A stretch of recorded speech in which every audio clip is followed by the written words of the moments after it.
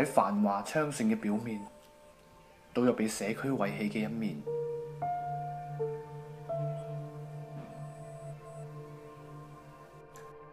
獨居長者住喺惡劣環境下嘅家園，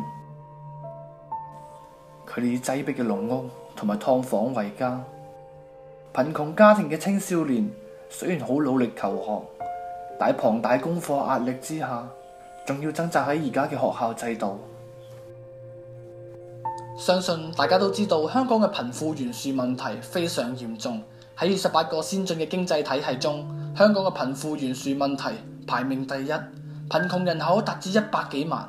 但你對香港嘅貧窮問題認識又有幾深呢？貧窮就等於劏房，貧窮就等於執紙皮。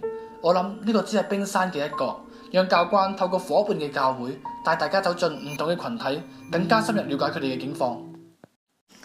建文6歲嚟到香港，父親初嚟到香港嘅時候喺海味店度打工，而母親就喺食環署度做清潔。父親經常飲醉酒，之後返到屋企虐打佢哋兩母子。後嚟佢父親因為一次飲醉酒意外身亡，家庭失去咗經濟嘅支柱，建文對前路更加係迷茫。其實你最需要係呢方面嘅支持，經濟援助咯，即係我覺得政府應該可以俾多啲支援俾我哋咯。即係可能爸爸嘅唔喺度啦，同埋媽媽要獨力照顧我，所以都比較困難啲。去揾啲 part time 做下，睇下可唔可以幫到下家計。金錢能夠舒緩佢哋嘅經濟壓力，但係有金錢就能解決所有嘅問題咩？佢哋到底需要啲乜嘢？同路人、生命嘅價值，定係方向呢？基督教以便以謝創新堂楊貴福牧師以深於基層嘅服務多年，讓佢帶我哋睇下基層嘅生活同埋佢哋嘅需要啊！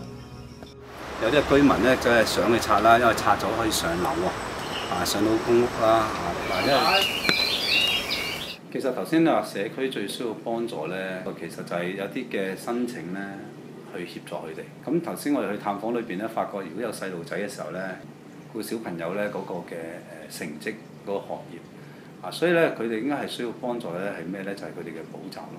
啊，咁同埋喺個社區裏邊，佢哋真係另外最需要咧就係解決佢哋嘅住屋嘅問題。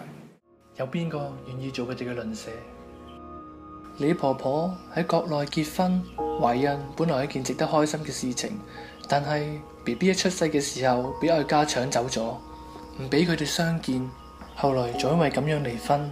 仔仔長大之後，冇俾個分毫婆婆，李婆婆都係靠政府嘅援助，掹掹緊咁樣生活。夠唔夠使咧？其實夠唔夠？咁你自己要慳咯，睇錢嚟咯。你咩嘢咩係咪？即係平時又慳到些少咯。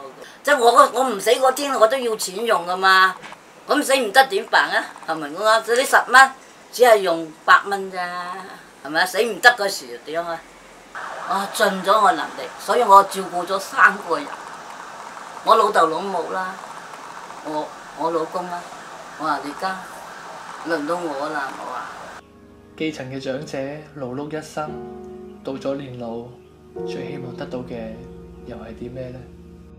徐女士喺2013年喺廣東佛山同老公落到嚟香港，好不幸1年之後佢哋離婚。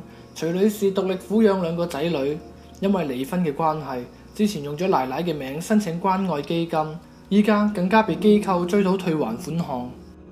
徐女士嘅綜援係每月11000蚊，減去租金加水電煤6000蚊，減去女兒嘅學費1700蚊，每月剩餘3300蚊。對於一家3口嚟講，的確係相當之困難。即係唔敢去買咯。盡量就可能好少搭車，盡量都步行。係啊。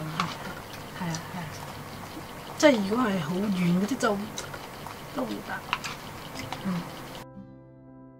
原來家庭嘅突變會令家庭唔能夠實惠。